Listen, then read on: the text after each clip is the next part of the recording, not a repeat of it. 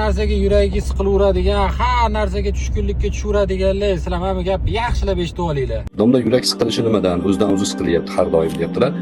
O'sha tasavvufda dog'it va bast degan tushunchalar bor. Dog'it o'zidan o'zi yurakni siqilishi. Buni Alloh taolo tomonidan tashlanayotgan ilqo deyiladi. Ilqo degani bir narsani Alloh taolo imtihon qilib tashlaydi, xuddiki qarmoq tashlaganni singari. Yuragingiz siqilgan paytida, demak Alloh taolo sizni imtihon qilyapti. O'shanda Allohni zikr qilsangiz, halol ishlarga, xayriyalarga, savob ishlarga agar yo'nalsangiz, bu imtihondan sizga katta ajrlar beriladi.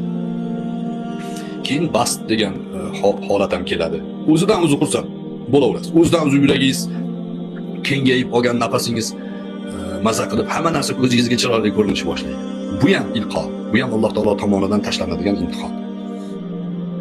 Unda ham siz o'sha ibodatga, zikrga, shukurga harakat qilishingiz kerak.